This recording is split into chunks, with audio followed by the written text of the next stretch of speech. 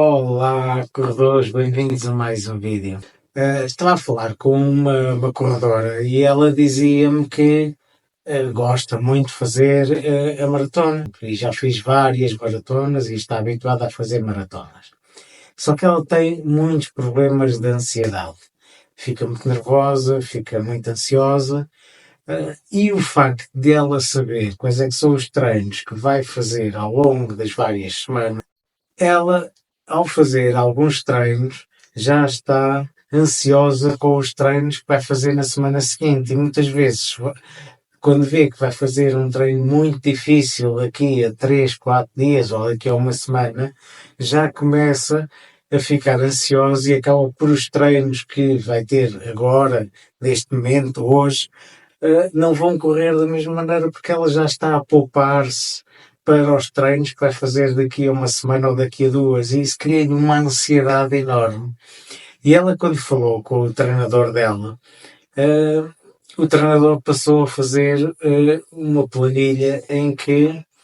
ela só recebia no início da semana os treinos que ia fazer naquela semana. E ela sente que os treinos começaram a correr muito melhor porque não tem aquela ansiedade de estar a treinar e estar já a poupar-se e saber o que vai sofrer no futuro. No fundo é isso que estamos a falar, é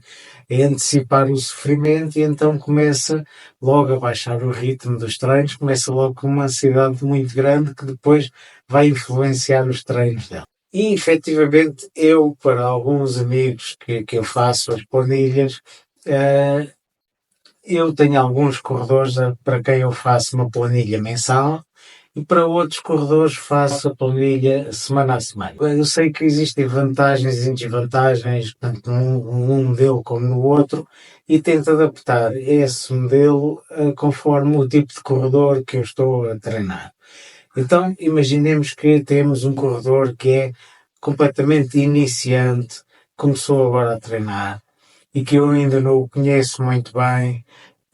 É natural que no início a planilha não seja a mais adequada, porque eu ainda não sei bem a que ritmo é que o corredor faz, não sei bem os quilómetros que costumam fazer. Normalmente esse tipo de corredores até têm dificuldade em nos explicar a forma como treinam, quantos quilómetros é que fazem, muitas vezes ainda não sabem bem o que é o ritmo,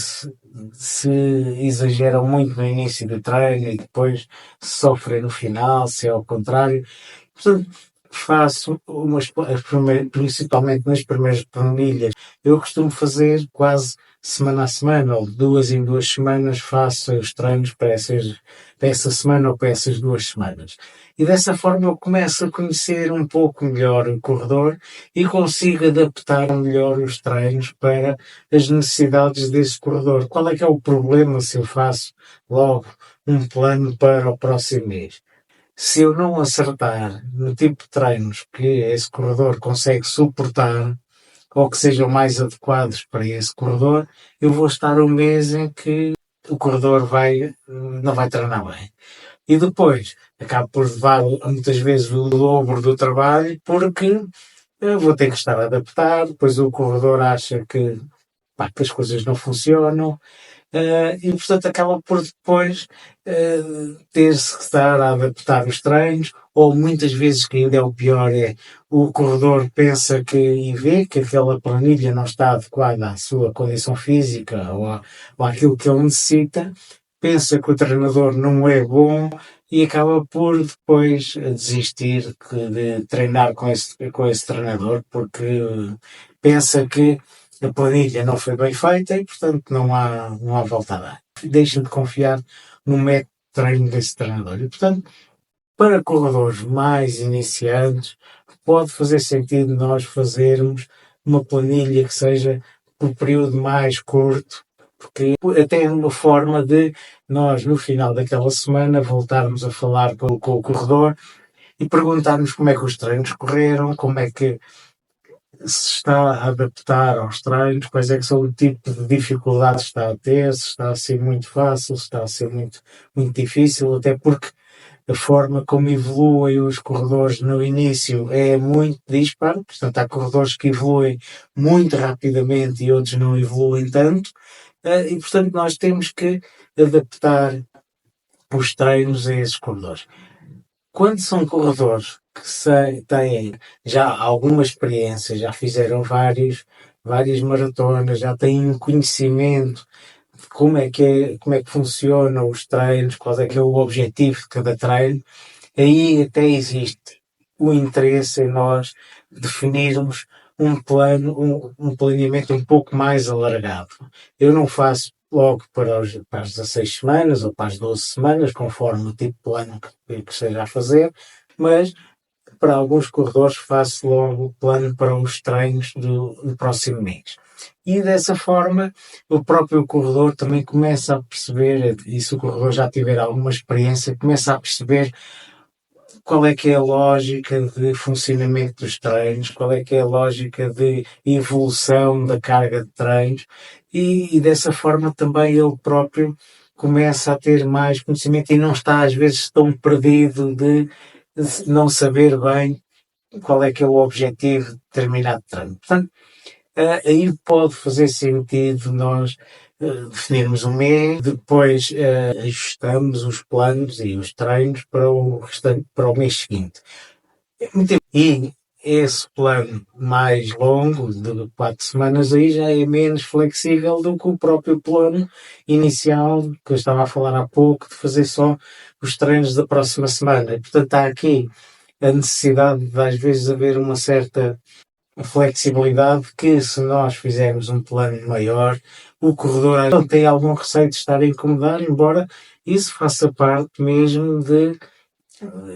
do funcionamento, do relacionamento entre o treinador e o corredor. Tem que haver essa flexibilidade, porque as coisas nem sempre correm bem e quando nós fazemos um plano com um período, às vezes 4 semanas às vezes para corredores amadores que não vivem da corrida e que têm que trabalhar, têm filhos, têm cuidar de imensas coisas, ou não apetece correr, ou surge alguma lesão, portanto é necessário nós fazermos este tipo de ajustamentos. Portanto, há aqui estes dois métodos, não há um que seja melhor que outro, há uns que são um pouco mais adaptados para alguma realidade e outros mais adaptados para outra realidade. E mesmo, por exemplo,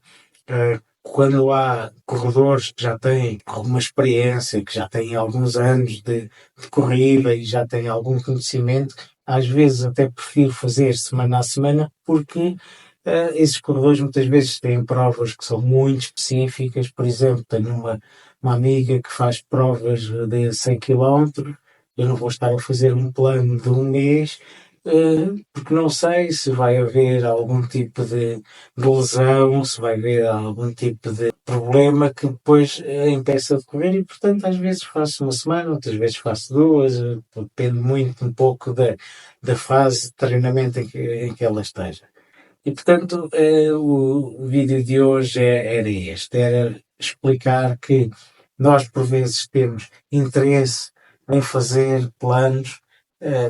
semanais e, de semana a semana, nós irmos mostrando aos corredores quais é que são os treinos que devem fazer. E, por outro lado, existe, às vezes, a necessidade de fazer um plano um pouco mais em que se consegue saber quais é que são os treinos das próximas semanas. Existem vantagens e desvantagens de cada um dos modelos. Existem corredores que, independentemente das vantagens e desvantagens, preferem de uma determinada forma e, portanto, não há nada que se possa dizer que seja obrigatório, que seja feito assim ou seja feito de outra forma. Portanto, é adaptar isto às necessidades de cada corredor e assim nós temos a certeza que as coisas vão funcionar. Eu espero que tenham gostado do vídeo. Se gostaram, deixem o vosso joinha. Subscrevam o canal caso ainda não tenham subscrito, partilhem com os vossos amigos, e até à próxima e bons treinos.